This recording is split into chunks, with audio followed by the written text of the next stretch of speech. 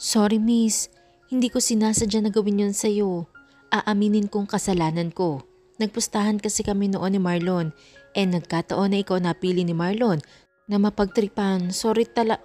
Hindi na naituloy ni Damian ang kanyang sasabihin dahil biglang dumapo ang kamay ni Jermaine sa kanyang mukha.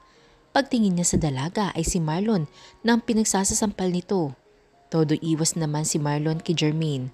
Ayaw din itong hawakan ng kamay ng dalaga dahil natatakot ito. Walang yaka, itinuring pa naman kitang kuya tapos ikaw pa lang isa sa mga hype na nambasto sa akin noon.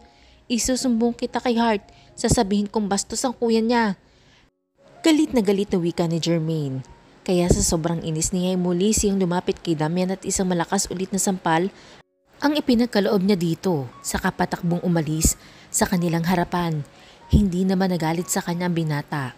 Buong puso naman niyang tinanggap ang pagsampal sa kanya ni Jermaine upang kahit mapano maibsan ang galit ng dalaga sa kanya. Napabuga pa siya ng marahas dahil sa naisip. Hindi niya lubos maisip na ang babaeng na pagtripan niya sa probinsya ay ang babaeng biglang gugulo sa kanyang isipan. Hahayaan muna niya sa ngayon ang dalaga ngunit hindi ito ang huli na pupuntahan niya ito. Ngayon lang siya nagkaganito dahil nasanay siyang ang mga babaeng lumalapit sa kanya at nagbibigay sa kanya ng ligaya kahit hindi niya hilingin. Ngunit iba ang nararamdaman niya kay Jermaine. Kakaiba din ito sa mga babaeng nakilala niya dahil si Jermaine lang ang unang babaeng umaway at nakapanakit sa kanya. Inis na inis ang dalaga nang iwanan nito ang dalawang lalaki. Mabilis siyang naglakad pabalik sa kanyang tinutuluyan. Diretso siyang pumasok sa loob at umakyat sa kanilang kwarto. Hindi na nga niya pinansin ng mga housemates niya na nakupo sa sala. Pagpasok ni Jermaine sa loob ng kwarto, nadat na naman niya si Hart na nakaharap sa kanyang computer. Hi Jermaine, kumusta ang sales natin sa cafe? Tanong sa kanya ni Hart, tinanggal din ng dalaga ang salamin nito, saka ito humarap sa kanya. Anyari sa mukha mo? Bakit ka na naman nakasimangot dyan? Nagtatakang tanong ni Hart kay Jermaine. Naiinis lang ako sa dalawang kulugo na bastos. Sagot niya sa kaibigan habang nangahaba ang kanyang nguso. Ha? Sinong kulugo at bastos? Nagtatakang pag-usisa ni Hart kay Jermaine. Sino pa? Di yung kuya mo at ang kaibigan niya. Nanggagaliiting sagot ni Jermaine kay Hart. Si Kuya Marlon? Bakit? Anong ginawa sa'yo ni kuya? Kinakabahan na tanong ni Hart. Bigla din siyang natakot dahil kilala nito ang kanyang kapatid. Talagang may pagkatarantado ito at babaero din. Alam mo bang isa pala ang kuya mo sa mga nambasto sa akin noon sa probinsya? Yung kinukwento ko sa'yo dati pa. Tapos yung kaibigan niyang si Damian, siya ang nagsabi sa akin ng tubig at hinila pa ako sa dagat. Siya din ang humabol sa akin noon sa resort kaya nawala ko yung bag na tinitinda ko.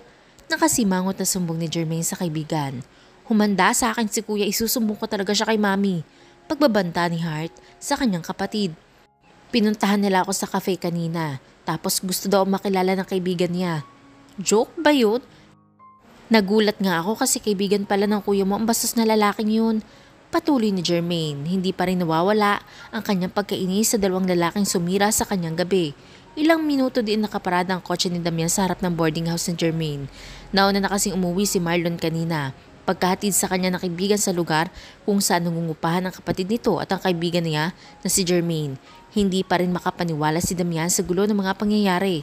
Hindi niya inaakalang ang babaeng nasa isla at ang babaeng nagpunta sa kanilang mansyon ay iisa. Hindi rin niya alam kung paano naging kasama ni Jermaine ang isang batang bilyonaryo na kasama ni Jermaine nang nakaraang gabi. Alam ni Damian ang binatang iyon kaya nag-invite kay Jermaine upang samahan siya sa party na yun. Ano bang meron sa'yo, Jermaine? Bakit mo ba ako ginugulo ng ganito? Tanong na kanyang isipan. Muling nahampas ni Damian ang kanyang manibela dahil sa inis sa kanyang sarili. Paano niya lalapitan si Jermaine ngayon? Galit na galit ito sa kanya at kulang na lang ay saka rin siya nito kanina. Pero buo na ang isip niya. Gagawin niya ang lahat upang mapatawad siya ng dalaga. Matinding challenge ito sa kanya dahil hindi siya ang uri ng taong nagpapakumbaba sa ibang tao. Ngunit gagawin niya ang lahat ngayon. Mapatawad lang siya ni Jermaine. Hanggang sa nagpa siya na siyang umalis sa lugar at babalik na lang siya kinabukasan. May ngiti sa labi ni Damian habang iniisip niyang babalik siya kinabukasan. At muli niya masisilayan ang maamong mukha ng dalaga. Sunod-sunod na katok ang nagpagising kina Jermaine at Hart. Napakalakas kasi ng pagkakakalabog ng kanilang pinto at parang gusto nang gibain ng taong may kagagawan ng pagkatok na kanilang naririnig. Ano yun? Magkapanabay pang tanong ni Jermaine at Hart na kapwa nagulat sa malakas na kalabog na kanilang pinto. Agad na bumangon si Jermaine upang buksan ang pinto ng kanilang kwarto. Halos hindi pa nga ito makatayo ng diretso dahil sa gulat. Ano bang nangyayari? Meron bang sunog? Asar na tanong ni Jermaine sa tao nasa harapan ng kanilang kwarto. Walang sunog girl, pero ang boarding house natin malapit na matabunan. Kinikilig na sagot ng babae kay Jermaine. Ha? Bakit? May landslide ba? Teka, ano bang pinagsasasabi mo? Hindi kita maintindihan. Naguguluhan na tanong ni Jermaine sa babae. Maligo ka na nga muna, saka ka lumabas. Para kang bruha, baka ma-turn up sa iyo ang secret admirer mo. Pagtataboy sa kanya ng babae. Itinulak pa siya papasok sa loob ng kanyang kwarto at isinara ang pinto. Ano ba yun? Tinatamad naman na tanong ni Hart sa kaibigan. Sabay hikab din ito. Ewan ko ang gulo nilang kausap. Mauna na ako maligo. Paalam niya kay Hart saka kinuha ang kanyang mga isusuot na damit at pumasok sa banyo. Paglabas ni Jermaine at Hart ay tumambad sa harapan nila ang napakadaming bulaklak sa harapan ng kanilang pinto. Nagtaka pa magkaibigan dahil wala na silang madaanan sa dami nito. Bakit ang daming bulaklak dito? Kanino mga to? Nagtatakang tanong ni Jermaine kay Hart. Agad naman na kinuha ni Hart ang sobre sa ibabaw ng napakalaking bouquet. Mabilis niyang binasa ito at biglang nanlaki ang kanyang mga mata. Friend, para sa'yo. Wika ni Hart sabay pasa sa card na hawak niya. Agad na kinuha ni Jermaine ang card at binasa ang nilalaman nito. Jermaine, please forgive me. Damian. Ito ang nabasa ni Jermaine sa card na hawak niya. Muling sumama ang mukha ni Jermaine dahil sa kanyang nabasa. Muling bumalik sa kanyang isipan ang pagkainis niya sa binata. Lalo pa siyang nainis dito dahil sa napakadaming bulaklak na ipinadala ng binata sa kanya. Anong tingin nito sa kanya? Flower shop? At binagsakan siya ng napakaraming bulaklak na ititinda? Friend, alam mo ba ang number ni Kulugo? Tanong niya kay Hart. Hindi sandali, tatanong ko kay kuya. Sagot ni Hart sa kaagad na tinawagan ang kanyang kuya. Matapos ibaba ni Hart ang kanyang cellphone, ilang sandali lang ay tumunog na ito. Agad naman na finorward ni Hart kay Jermaine ang contact number na pinadala sa kanya ng kuya niya. Matapos matanggap ni Jermaine ang number ay agad niya itong tinawagan. Hello? Sagot ng nasa kabilang linya. Hoy Kulugo, pumunta ka dito sa boarding house at kunin mo ang mga bulaklak na iniwan mo dito. Anong akala mo sa tirahan namin? Flower shop? At babagsakan mo ng mga bulaklak mo? Paano pa kami makakalabas nito kung sinakop na lahat ng mga bulaklak ang dadaanan namin palabas? Halos maputol ang litid sa leg ni Jermaine habang galit na nagsasalita. Tahimik na nakaupo si Damian sa loob ng kanyang kotse habang hinihintay niyang lumabas si Jermaine. Maaga siyang gumising upang puntahan ang dalaga at isagawa ang kanyang plano. Napangiti pa siya sa kanyang naisip ngunit bigla din siyang natigilan dahil sa pagtunog na kanyang cellphone. Number lang ang nakita niyang caller, hindi din niya kilala ang number na iyon. Agad na sinagot ni Damian ang tawag. Naisip nitong baka importante ang sasabihin ng tumawag na iyon sa kanya. Ngunit nagulat siya sa malakas na boses ng babae sa kabilang linya. Parang mabibingi din siya sa lakas ng boses nito, kaya medyo inilayo niya ang cellphone sa kanyang tenga. Tuloy-tuloy din itong nasasalita habang galit na galit ito sa kanya. Jermaine? Bulalas niya saka tumingala sa itaas na bahagi ng inuupahang bahay ng dalaga. Mabilis din na lumabas si Damian mula sa kanyang pagkakaupo sa loob ng kanyang sasakyan. Malalaki ang hakbang niyang pumasok sa gate ng paupahan at lumapit sa maliit na bintana. Excuse me Manang Carla, pwede po ba akong pumasok? Kukunin ko lang po yung mga bulaklak. Nagagalit kasi sa akin si Jermaine. Hindi daw kasi siya makalabas eh. Wika ni Damian sa may-ari ng paupahan habang kinakamot ng kanyang ulo. Diyos ko naman kasing bata ka. Ano ba kasing pumasok sa utak mo at pinadalhan mo ng sangkatutak na bulaklak yan si Jermaine? Kahit sino talaga magagalit sa ginawa mo. Nag-aksaya ka na nga ng pera, lalo pang nagalit sa'yo nililigawan mo. Saka hindi lahat ng babae matutuwa kapag nakatanggap ng bulaklak. Ibang pagkakakilala ko sa batang iyon. Mabuti pa kilalanin mo muna mabuti ang kanyang ugali at buong pagkatao. Mahabang litanya ng babae kay Damian. Hindi na lang umimik si Damian. Tama nga naman ang babae. Hindi ang katulad ni Jermaine ang makukuha sa pabula-bulaklak lang. Mabilis siyang umakyat sa hagdan at hinanap kung nasaan ang mga bulaklak na pinabuhat niya sa mga borders kanina. Nakita niya ito sa pinakadulong bahagi ng hallway at nakasalansan sa harapan ng isang pinto. Nasapo ni Damian ang kanyang noo dahil sa nakita ng kanyang dalawang mata. Kaya pala galit na galit sa kanya si Jermaine. Talagang wala na ito madaanan palabas dahil sa mismong harapan ng pinto ng kanyang kwarto nakalagay ang mga bulaklak. Napakaganda pa ng pagkaka-arrange ng mga bouquet at talagang nakaharap ito sa pinto. Ngunit wala nang pwedeng daanan palabas ang nasa loob. Halos liparin ni Damian ang mga bulaklak na mabilis niya itong hinawi. Ipinagilid din niya ito upang makalabas ang mga tao mula sa loob. Mabilis din siyang kumatok sa pinto upang ipaalam na pwede nang lumabas si Jermaine. Jermaine? Jermaine! Pagtawag niya sa pangalan ng dalaga habang katok ng katok sa pinto. Agad naman na bumukas ang pinto at bumugad sa kanya mukha ni Jermaine na hindi pa rin may pinta ng kahit sinong pinakamagaling na pintor. O kulugo, mabutit nandito ka na. Alisin mo lahat ng mga bulaklak na iyan ngayon din. Ginawa mo pang flower shop ang harapan ng pintuan namin nang dahil sa mga bulaklak na yan kaya hindi kami makalabas ng kaibigan ko. Dapat maaga kaming lalabas pero hinarangan mo ang daraanan namin. Inis na wika ni Jermaine kay Damian. Nakapamaywang pa ito sa harap ng pinto habang tinatalakan si Damian.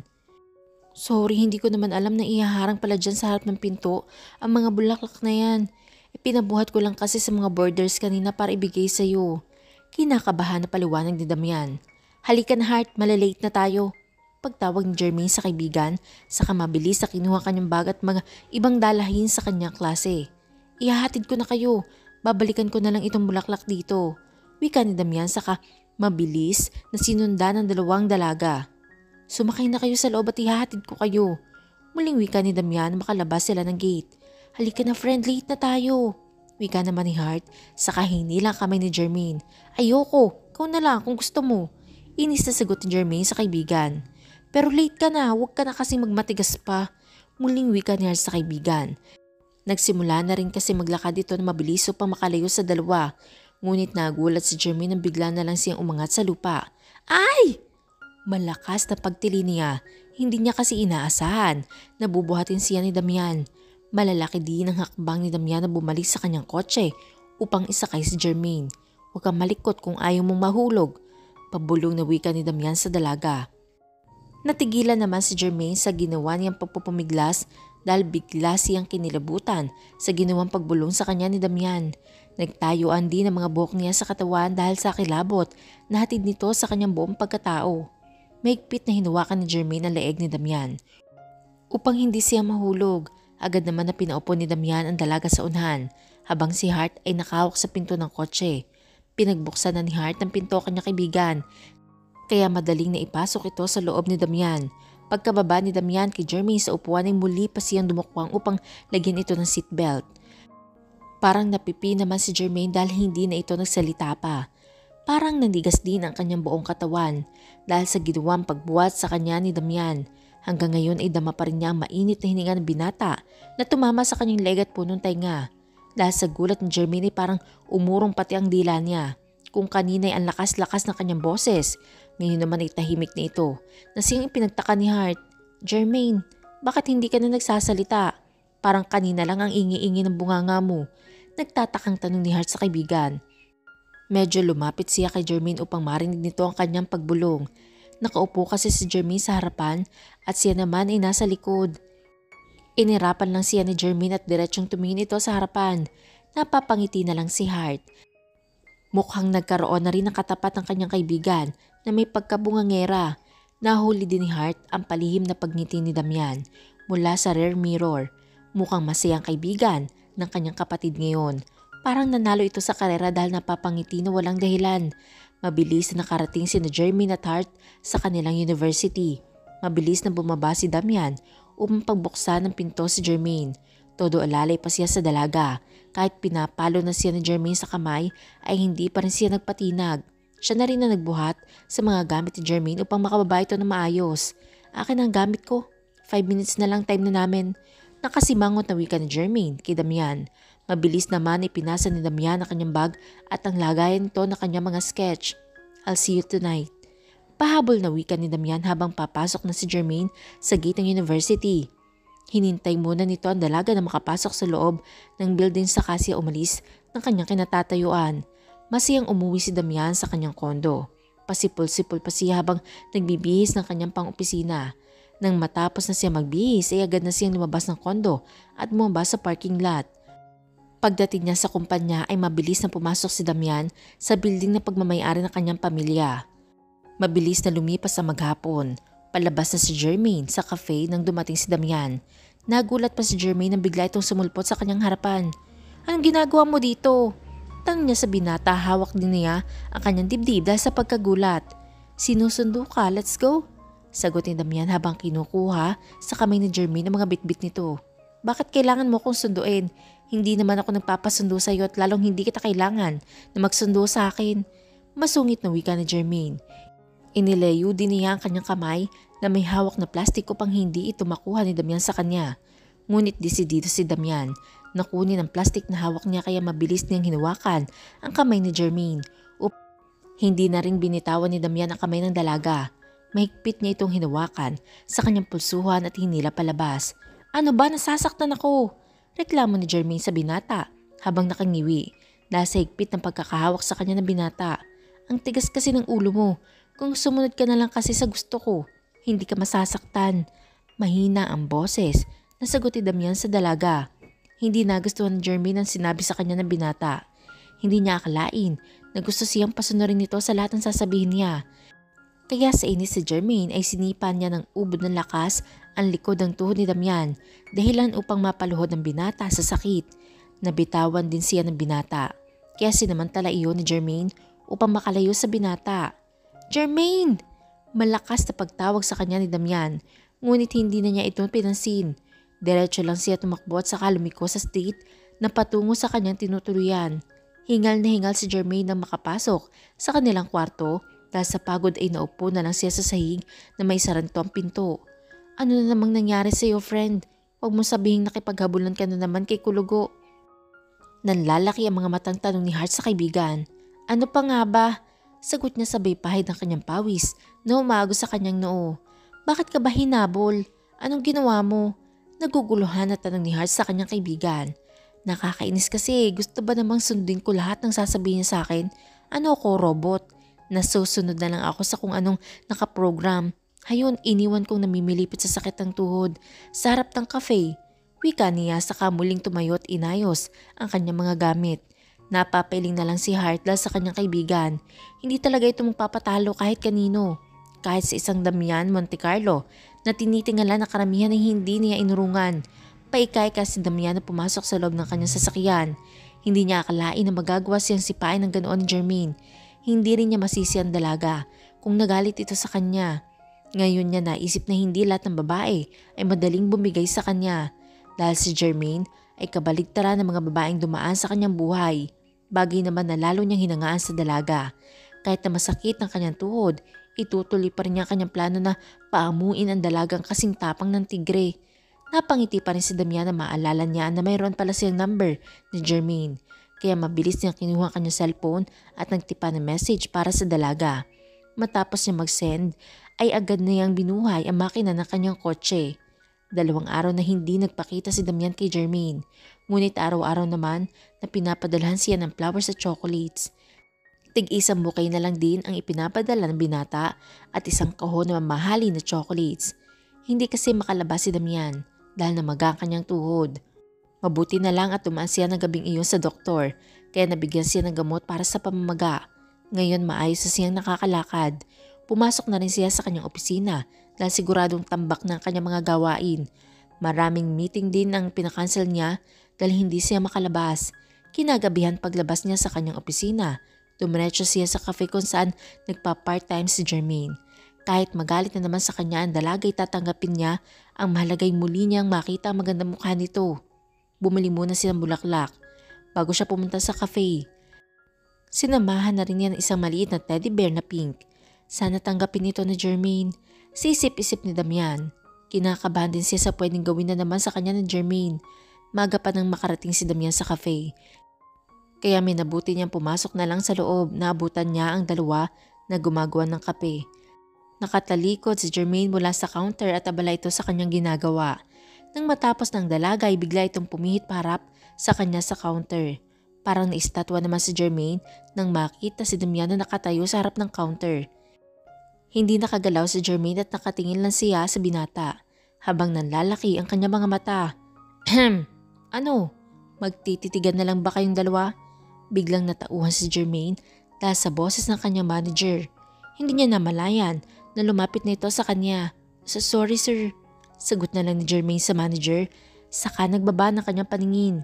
Bigla kasi siyang nahiya sa kanyang manager dahil huling-huli siyang nakatunganga. Hi, Jermaine? Malumani na pagbati ni Damian sa dalaga. Sobrang lakas din ang kaba sa kanyang dibdib sa mga sandaling ito. Hello? Alanganin na sagot ng dalaga kay Damian. Muli pa niyang sinulyapan ng kanyang manager. Baka kasi pagalitan siya nito pero nakangiting tumangulan sa kanya lalaki. Parang ipinapahiwatig nito na okay lang. This is for you, Jermaine. Hope you like it. Wika ni Damian habang iniabot nito ang binili niyang bouquet na may kasamang maliit na pink teddy bear. Napakaganda nito at kahit sino matutuwa na tumanggap ng ganitong regalo. Thank you. Nahihiyang tinanggap ni Jermaine ang bouquet. Ngunit nasa teddy bear na pink ang kanyang paningin. Kinikilig naman ang mga kasamahan niya sa cafe dahil sa tanawin na nasa harapan nila. Bagay na bagay sila. Grabe ang gwapo na maliligaw ni Jermaine at mukhang mayaman.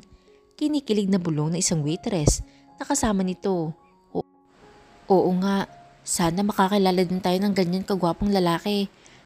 Naku, pag nagkataon pipikutin ko na kagad para wala nang kawala. Pabulong din ang sagot ng isa. Jermaine, pwede ba kitang ihatid mamaya? Please? Malumani na wika ni Damian. Bakit kailangan mo pa kasi akong ihatid? Ang lapit-lapit ng uwian ko. Diyan lang naman ako sa kabilang kanto uuwi. Sagot ni Jermaine sa binata. Basta lang, gusto lang kitang ihatid. Sagot nito habang nakatitig sa mga mata ni Jermaine. Parang napapaso naman na nagbawi ng paningin si Jermaine. Hindi niya alam kung bakit pero nakakaramdam siya ng kakaibang kilabot sa kanyang kaibuturan sa mga titig sa kanya ni Damian. Bahala ka. Sagot na lang niya sa binata upang umalis na ito sa harapan niya. Iba kasi ang pakaramdam niya kapag kaharap niyang binata, parang nawawala siya sa focus. Muli po, sabay-sabay po nating abangan ang susunod na kabanata. Maraming salamat po.